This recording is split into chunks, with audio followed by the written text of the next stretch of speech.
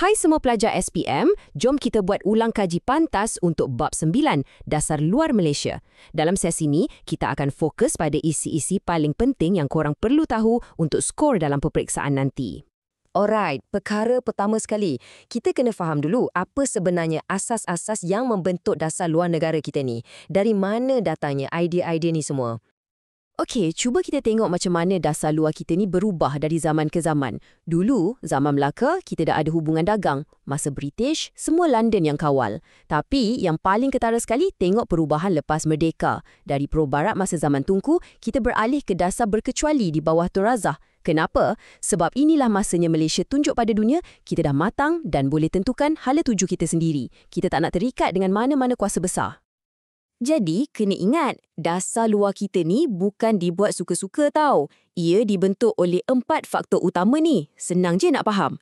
Ikatan sejarah. Contohnya hubungan kita dengan negara Commonwealth. Keperluan nasional, ni pasal jaga kedaulatan dan ekonomi kita lah.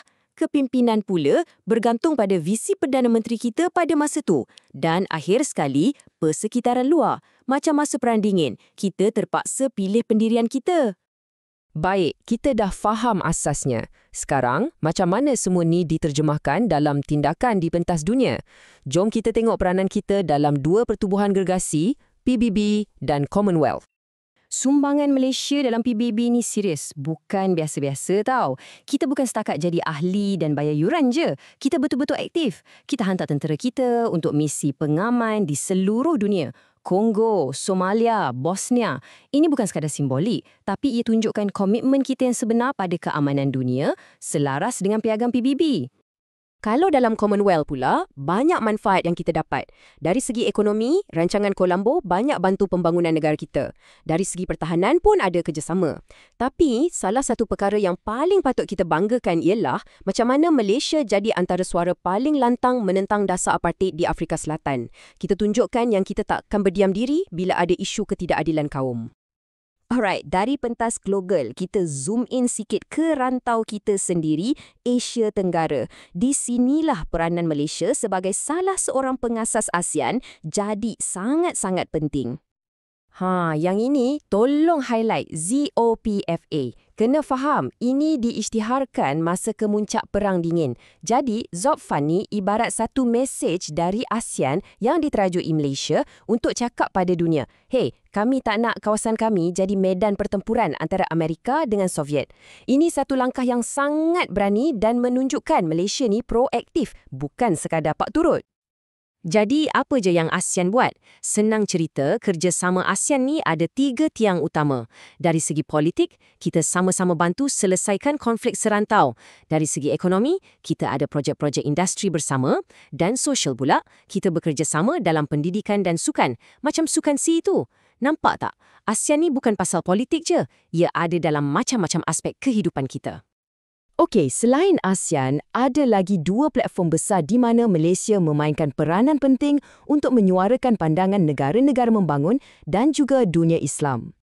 Yang menariknya, kita bukan sekadar join je tau. Kita jadi leader. Dalam NAM, kita pernah jadi pengerusi. Dalam OIC pula, Setiausaha Agung yang pertama sekali ialah pemimpin kita, Tunku Abdul Rahman. Ini bukan calang-calang pengiktirafan tau. Ia menunjukkan yang dunia betul-betul hormat dengan kepimpinan dan suara Malaysia dalam memperjuangkan isu-isu antarabangsa. Mestilah, nak buat semua ni bukan senang kan? Ada banyak cabaran dia. Jom kita tengok sekejap apa halangan-halangan utama yang Malaysia terpaksa hadapi.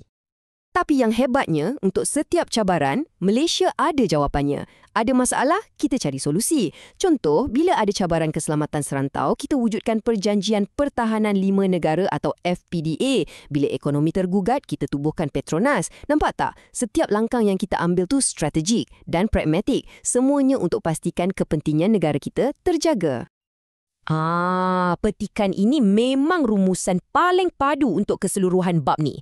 Kalau ada satu benda korang kena ingat pasal dasar luar Malaysia, ingat 2 perkataan ni, dinamik dan pragmatik. Maksudnya, ia sentiasa berubah, fleksibel, ikut keadaan semasa. Maklumat utamanya hanya satu, melindungi Malaysia dan memajukan negara. Jadi, sebagai penutup, cuba kita fikir sikit. Zaman sekarang ni, cabarannya dah lain kan? Ada isu perubahan iklim, ada ancaman cyber. Jadi, macam mana agaknya dasar luar kita perlu diubah suai untuk hadapi semua ni? Soalan yang menarik untuk difikirkan. Apa-apa pun, semoga berjaya dalam peperiksaan SPM korang. Buat yang terbaik.